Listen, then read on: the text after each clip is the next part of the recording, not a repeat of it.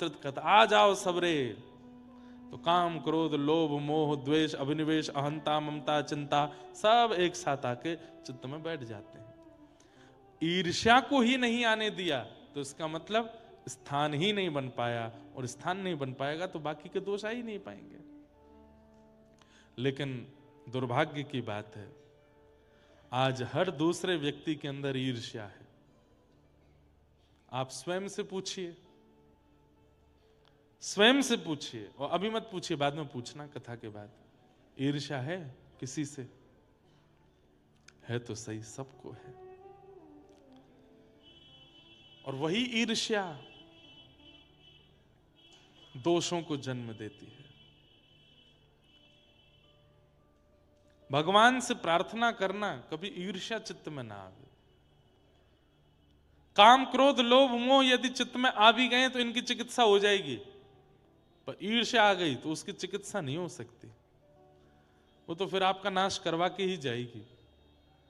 और सबसे बड़ी बात है, ईर्ष्यालु व्यक्ति को ठाकुर जी की प्राप्ति नहीं होती। तो ऐसे ऐसे स्वभाव को हम लाएं क्यों जो भगवत मिलन में बाधा बने? किसी की उपलब्धियां देख करके, किसी के धन को देख करके, किसी के वैभव को देख करके, किसी की सुंदरता देख करके, किसी की प्रसन्नता देख करके आप ईर्ष्या में चले जा रहे हो। ये बहुत बड़ा दोष है। इससे बचने का प्रयास करो। मैं एक बात कहता हूं, श्रावण के दिनों में इस बार शंकर जी के ऊपर जल चढ़ाते हुए प्रार्थना करना, हे शंकर जी,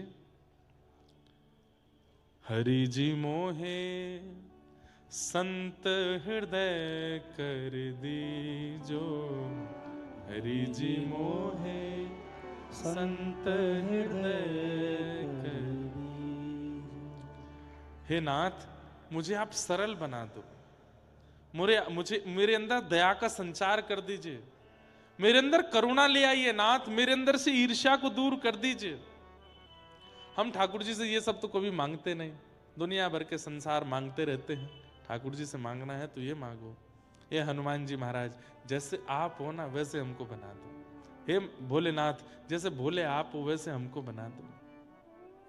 अरे ठाकुर जी से याचना करो, हमको भोंदू बना दो, भोंदू, बिल्कुल भोंदू बना दो, सीधा बना दो हमको।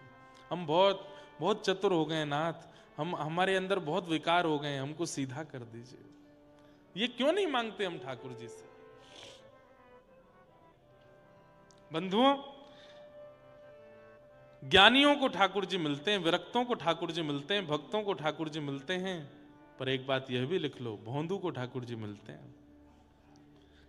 आपने उससे जाके कह दिया, बोले सूरज नहीं है, बोले तो ऊपर एक लालटेन लटका रखी है, तो मान जाए, अच्छा लालटेन नहीं होगी। इतना भोंदू हो सकता है कोई? पर इतने भोंदू हो गए ना जिस दिन, उस दिन ठाकुर जी मिल जाएंगे। वाह, इतने सीधे हो भाई। अच्छा, कई परिवार के लोग मेरे को आकर के इस बात पर टोकते, महाराज जी आप कथा में कहते हो कि भोंदू बन जाओ, सीधे बन जाओ, सरल बन जाओ। आपको पता है कितना चालाक संसार है? हमारे बच्चे अगर स्मार्टनेस नहीं लाएंगे, हमारे बच्चे थोड़े क्लेवर नहीं होंगे, हमारे बच्चे थोड़े से अपने आप को इंप्रूव नहीं करेंगे, तो संसार उनके साथ खेलेगा, ये संसार उनको पागल बना देगा, संसार उनके साथ में दुर्व्यवहार करेगा। अरे जब व्यक्ति सरल चित्त हो जाता है ना, जब व्यक्ति सीधा हो जाता है, जब व्यक्ति भोंदू हो जाता है, बिल्कुल सीधा हो जाता है, और संसार उससे खेल भी जाता है ना, तो फिर ठाकुर जी उसके साथ खेल कर जाते हैं। और ठाकुर जी जब खेल करते हैं तो फिर सारे खेल छोटे पड़ जाएंगे। घर में दो बालक हैं, एक बड़ा है एक छोटा है। मां को बाजार जाना है, बताओ कौन से बालक को संग लेके जाती है? क्यों? क्योंकि छोटा सीधा है। सीधा मतलब अब टेढ़ा भी हो तो भी छोटे को ही लेके जाती है। क्यों? क्योंकि छोटा ज्यादा अभी जानता नहीं कुछ, भोला है, ज्यादा इतना। बड़े और छोटे में अंतर किससे? कद से नहीं पता चलता बड़ा छोटा। बड़े छोटे का मतलब होता बड़ा कौन? जो विवेकी है, जो संभालना जानता है, जो चलना जानता है, जो रक्षा करना जानता है, जो व्यवस्थाएं करना जानता है, उसको मां छोड़ जाती है। लेकिन जो स्वयं से हिल के पानी भी नहीं पी पाता, उसको संग लेके जाती है बाजार। वो वाले बालक बनो, हमसे तो कुछ होता ही नहीं। तो ठाकुर जी फिर गोद में ही लिए डोलेंगे, बोले अरे भैया या तो कछुना है पाए को, बोलो है सीधो है, आपसे कोई खेल ना जाए, इसकी पूरी जिम्मेवारी ठाकुर जी रखेंगे। और सुनिए, सीधों के साथ खेल हो भी जाता है, होता है, तो वो चिंतित नहीं होते। ठाकुर जी फिर उनके खिलाफ खेल खेलते हैं, उनके लिए खेल खेलते हैं।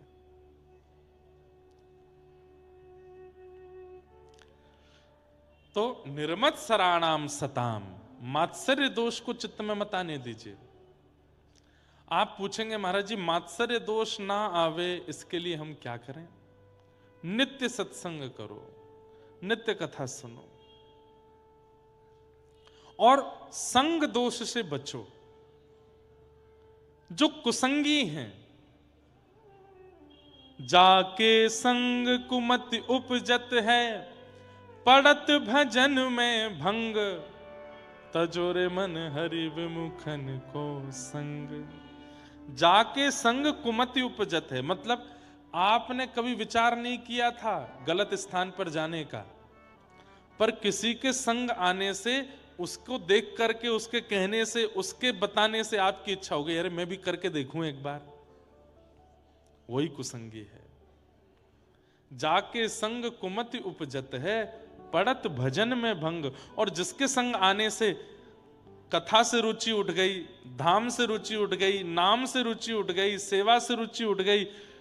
सोचिए, पहले तो मैं बहुत भजन कर लेता था, आजकल भजन क्यों छूट रहा है? किसका संग कर रहा हूं मैं? ऐसा कौन व्यक्ति है जिसके पास आने से मेरा भजन छूट रहा है? उसका त्याग करो। तजोरे मन हरि विमुखन को संग। क्यों? सूरदास जी कहते हैं, कहा होत पैपान कराए, विष नहीं तजत भुजंग। उसको कितना भी दूध पिला दो, सर्प जब डसेगा तो विष ही निकलता है। ऐसे ही कुसंगी व्यक्ति है, उसके संग में आने से आप बिगड़ जाओगे, वो नहीं सुधरेगा। इसलिए तजोरे मन हरि विमुखन को संग। उससे क्या होगा? मात्सर्य दोष चित्त में नहीं आएगा, ईर्ष्यालुता चित्त में नहीं आवेगी। वैद्यम वास्तवमत्र वस्तु शिवदम। तो विषय सुन लिया, अधिकारी सुन लिया, अब संबंध। श्रीमद् भागवत हमें क्या प्रदान करती है? तो वैद्यम वास्तवमत्र वस्तु शिवदम, ठाकुर जी से हमारा संबंध करा देती है। और कैसा संबंध? बोले कल्याणकारी। कथा सुनने के पश्चात ठाकुर जी के प्रति संबंध प्रगाढ़ हो जाता है, संबंध अटूट हो जाता है। ये कोई अपने से लगने लगते हैं। बहुत भोंदू भोंदू कर दिया, सुनाई देते हैं भोंदू की कथा, बड़ी मधुर कथा है। अच्छा, आप में से कितने लोगों ने भोंदू की कथा सुनी है? देखो कितने सारे लोग सुने, और कितनों ने नहीं सुनी वो हाथ ऊपर करो। ज्यादा लोग वो हैं जिन्होंने नहीं सुनी, तो सुनाते हैं। हमारे व्रजमंडल में रूप गोस्वामी पाद रहते थे, बिल्कुल सत्य घटना है। उनकी गौशाला में एक बड़ा सीधा व्यक्ति रहता था। उसका नाम तो कुछ और था, पर वो इतना सीधा था, इतना सीधा था कि सब उसको भोंदू बोलते थे। तो उसने भी अपना नाम भोंदू ही मान लिया। इतना सीधा था कि कोई उसको बोल देता ये गोबर नहीं है हलवा है, तो वो थाली में ले लेता था, हलवा ही होगा, इतना सीधा। और ऐसे सीधे लोगों को ठाकुर जी क्यों मिल जाते हैं? क्योंकि सीधे लोग ही कथा में कही गई बातों को भी सत्य मान करके स्वीकार करते हैं। चतुर लोग यूं सोचते हैं व्यास जी हैं, कुछ भी बोलने, इनको तो 4 घंटा निकालने हैं, कुछ भी बोलते रहेंगे, इनको तो बस बढ़िया बढ़िया मीठी मीठी चुपड़ी बातें करनी है। चतुर लोग ऐसे सुनते हैं कथा, पर सीधे लोग अच्छा ऐसे होता है, ऐसे हो जाता है, वो तुरंत उतार लेते हैं चित्त में। तो भोंदू पूरे दिन तो गौ सेवा करता था, गौ चारण करता था। शाम को जब गौ सानी आदि करके दूध काढ़ करके जब गैया निवृत्त हो जाती तो भोंदू भी फ्री हो जाता। तब रूप गोस्वामी जी का प्रवचन होता था, जीव गोस्वामी जी का, वहां बैठ करके सुनता था और उनके प्रवचन सुनता था। एक दिन वो सबसे पीछे बैठ के सुनता था, सारे बड़े बड़े विद्वान शिष्य आगे बैठते थे, भोंदू सबसे पीछे बैठता था। एक दिन जीव गोस्वामी पाद कथा में बोले आहा, तम गो रजच्छुरित कुंतल वद्दवरह वन्य प्रसून रुचिरे क्षण चारुहासम। ठाकुर जी सिर पर सुंदर स्वाफी बांध करके, सुंदर सुंदर तिलक छापे लगा करके, ऊंची काचनी पहन करके, अपनी वंशी को कमर में बांध करके, हाथों में बछड़ा बछियाओं के रस्सा लेकर के ठाकुर जी गौ चारण के लिए जा रहे हैं। आगे गाय, पाछे गाय, इत गाय उत गाय, गोविंद को गायन में बसवो ही बावे। यहां से होए होए करते हुए सब ग्वाल वाल चिल्लाते हुए चल रहे हैं, गैया चरा रहे हैं, गैयाओं की चरणरज उड़ करके ठाकुर जी के मुखमंडल पे लग रही है। सब चर्चा करते हुए चल रहे थे। और तभी ठाकुर जी गौचारण करते हुए भांडीर वन पहुंचे। ठाकुर जी भांडीर वन आए हैं, सब लोग ध्यान से सुनना। और जैसे ही भांडीर वन का नाम सुना, पीछे बैठा बैठा भोंदू बोला, अरे भांडीर वन, भांडीर वन तो मैं जाता हूं गैया चराने, भांडीर वन तो हमेशा मैं गया हूं अपनी गायों को चराने के लिए। गुरुदेव बता रहे कि भांडीर वन ठाकुर जी जाते हैं गैया चराने।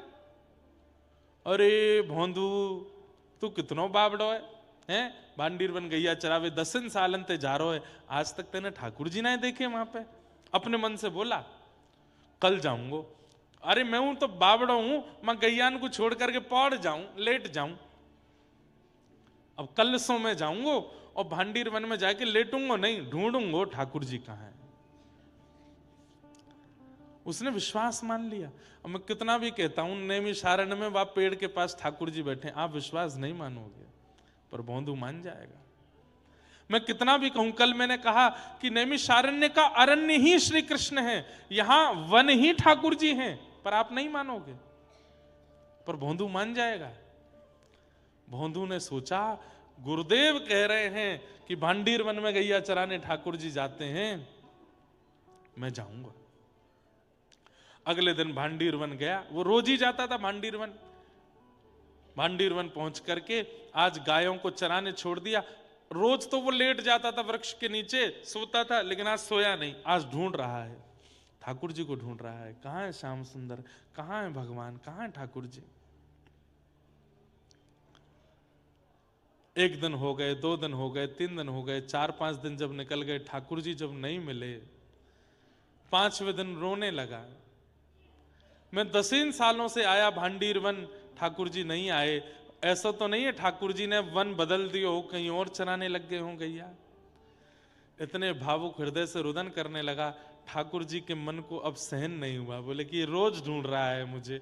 अरे इस बावड़े को कौन बतावे कि मैं द्वापर में चराता था, अब कलयुग में थोड़ी चराता हूं गैया भांडीर वन में। लेकिन ये इतनी उत्सुकता से ढूंढ रहा है। ठाकुर जी ने मन में विचार किया, बहुत दिन आएंगे मंदिर में बैठे बैठे, आज चलें, आज ने एक भोंदू से मिलके आवे, और इससे मिलने में कोई हानि भी नहीं है, अच्छा ही है। इतने में ही क्या देखता है भोंदू, असंख्य गायों का झुंड सामने से आ रहा है।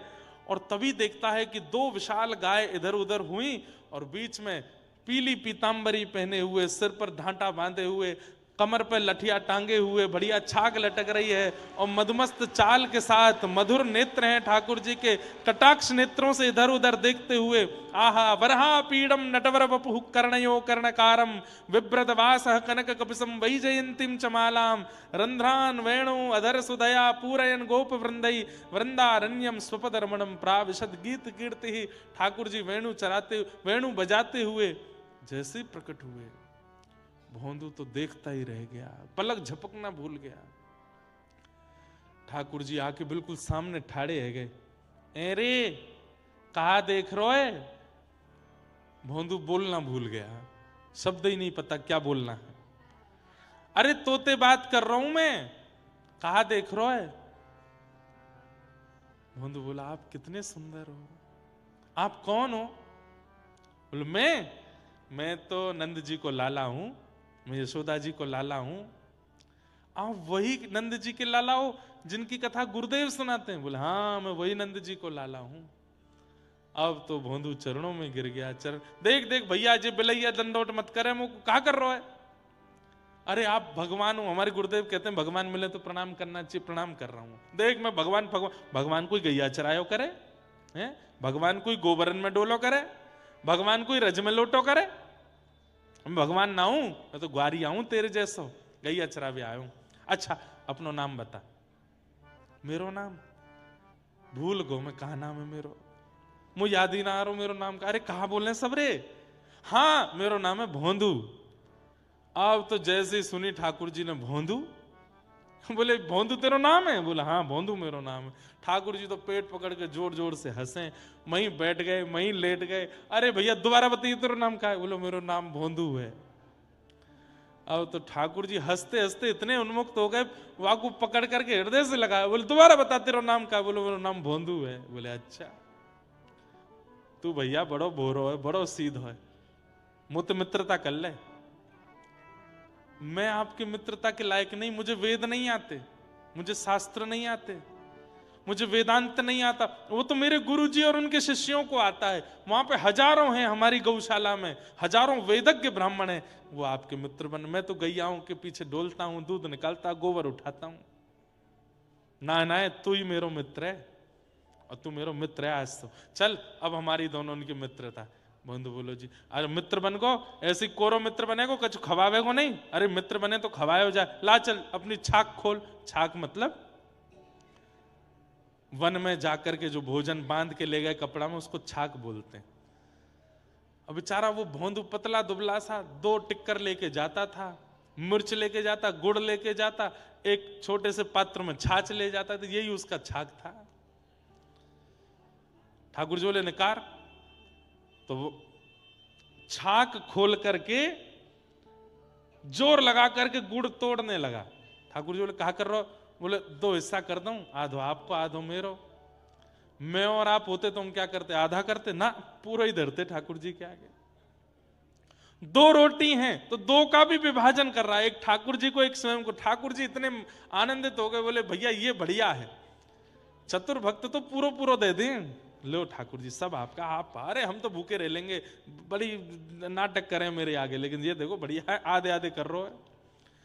मिर्च भी आधी करी बीच से, ये आपके ठाकुर जी ले आके संग खेलू ने। जल्दी जल्दी ठाकुर जी पाने लगे। वो तो देखने, ठाकुर जी तू भी खा ले। नहीं आप खाओ, तो मुझे आपको देखने में बड़ा अच्छा लग रहा है। मैंने बहुत लोग देखे पर आप जैसी आंखें नहीं देखी, आप जैसी नाक नहीं देखी, होठ नहीं देखे। आप खाओ, मुझे अच्छा लग रहा है। ठाकुर जी ने अपनी रोटी पा ली, इतने में भोंदू की लेने लगे, ला ये दे दे। तो भोंदू ने हाथ पकड़ लिया, ये मेरी है, ये क्यों खा रहे हो आप? ये तो मेरी है। अब वो भूख लग रही, दे दे। अच्छा तो यहां में आधी तो छोड़ दो, मैं क्या खाऊंगा? ठाकुर जी बोले अच्छा मैं मिलाऊं तो या नाते मुझको देना सके, नहीं आधी कर लो, पूरी क्या खा रहे हो? ठाकुर जी मैं तो पूरी खाऊंगा। और छीन के ठाकुर जी खा गए। अरे अब तो मैं भूखो रहेगो, कल ते मैं यशोदा मैया बांध के ना भेजे कछु भोजन है, कल ते ज्यादा सु ले आऊंगा मैं। है हाँ ठीक है। ठाकुर जी चले गए, भोंदू अपने अरे भोंदू को लगा सबको भगवान मिलते ही हैं, मुझे आज पहली बार मिले। सबको ही मिलते हैं, मैं ही अभागा हूं, मुझे इतने सालों बाद मिले। उसने आश्रम में जाके किसी से कुछ कहा भी नहीं। अगले दिन जब पुनः जाने की बारी आई तो रसोईया से जाके बोलो भैया 4 टिक्कर धर दियो, कल भूखो रहेगो मैं। 4 टिक्कर दे दियो। बोले अरे भोंदू आज तक तो तेने 2 ही टिक्कर पाए, अब 4 का ही कुछ चाहिए? बोले अब कहा बताऊं, मांगू आवे कन्हैया आवे। कौन आवे? अरे नंद जी को छोरा कन्हैया आवे, कल मेरे सबरे टिकरन ने खाएगो, तो आज 4 ले जाऊंगा, 2 वाकू दे दूंगा, 2 मैं खा लूंगा। रसोईया ने ये बात सुनी, तुरंत बोले रुक रुक रुक अभी आऊं। दौड़ करके गए, जीव गोस्वामी पाद के पास जाके बोले भोंदू ऐसे बोल रहा है और आज 4 टिक्कर मांग रहा है। गुरुदेव भोंदू है वो झूठ नहीं बोलता, मुझे लगता है उसने कुछ अनुभव किया है। गुरुदेव ने आकर के भोंदू से बात करी। भोंदू ने यही बात कही। बोले अच्छा जो कल तुझे वन में मिले थे उनका रूप कैसा था? बोले गुरुजी मैंने अपने जीवन काल में बहुत सुंदर लोग देखे पर उन जैसी छवि नहीं देखी। गुरुदेव वो जब बगल में बैठे ना, उनमें से चंदन की सुगंधी आ रही थी। उनके नेत्र ये जो कोने का भाग है ना गुरुदेव, ये इतना गहरा था, कान तक स्पर्श हो रहा था।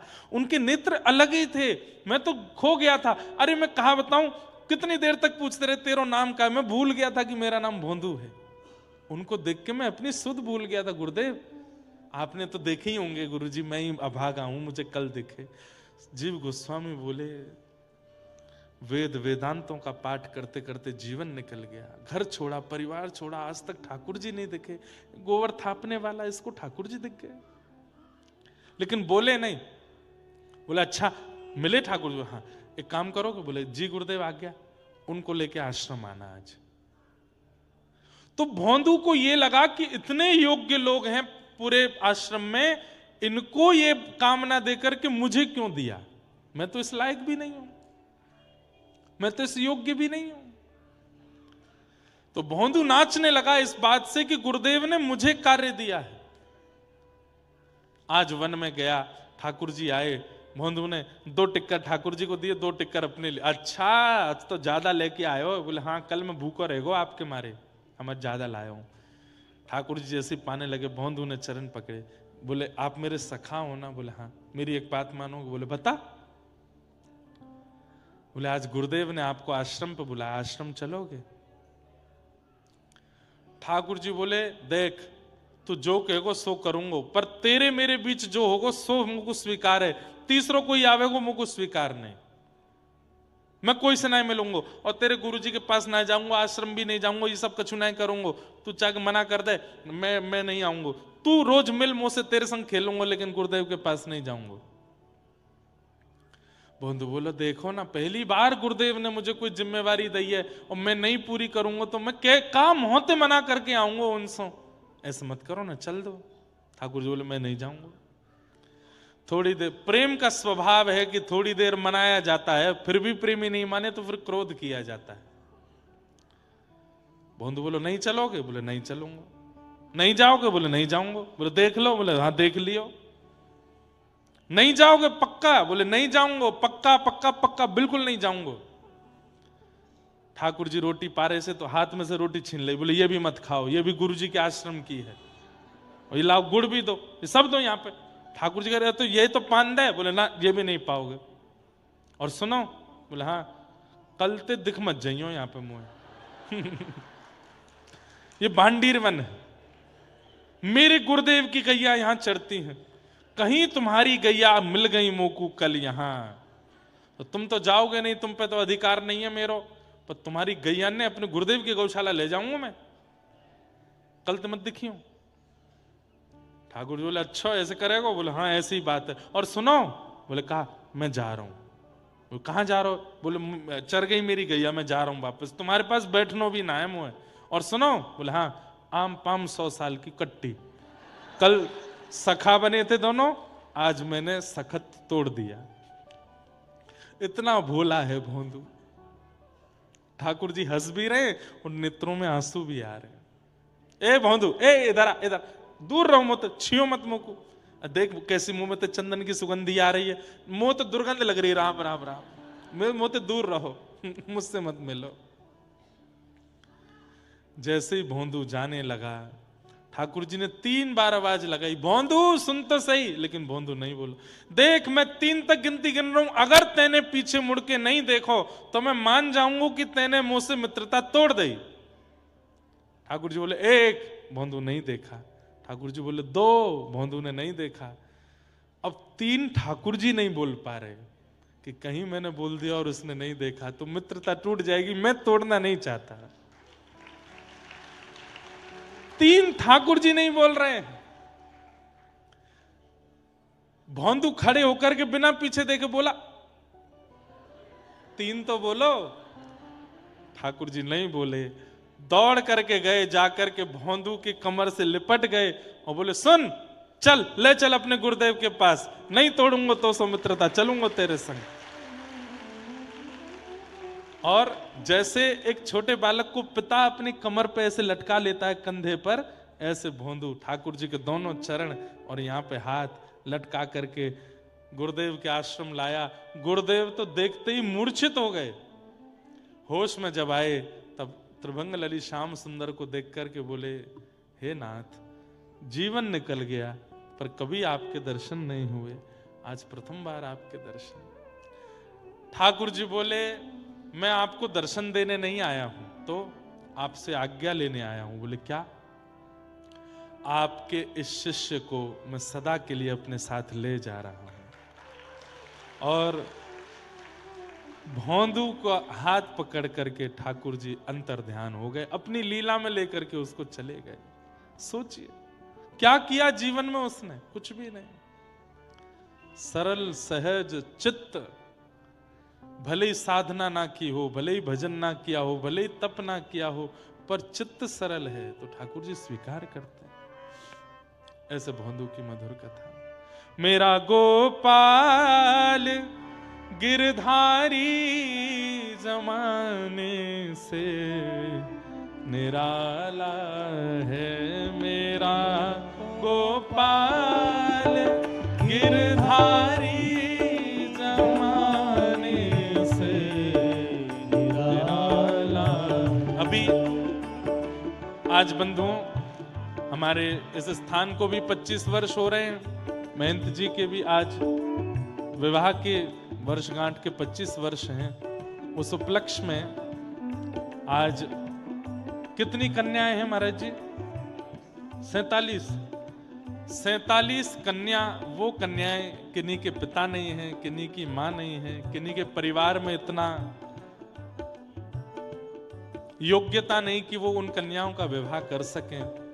उन चुनी हुई 47 कन्याओं के, जिनके परिवार में वास्तव में व्यवस्था नहीं है, उन कन्याओं को आज यहाँ हनुमानगढ़ी जी की ओर से, व्यासपीठ की ओर से महंत जी उनका विवाह संपादित हो सके उतनी धनराशि यहाँ व्यासपीठ से दिला रहे हैं। और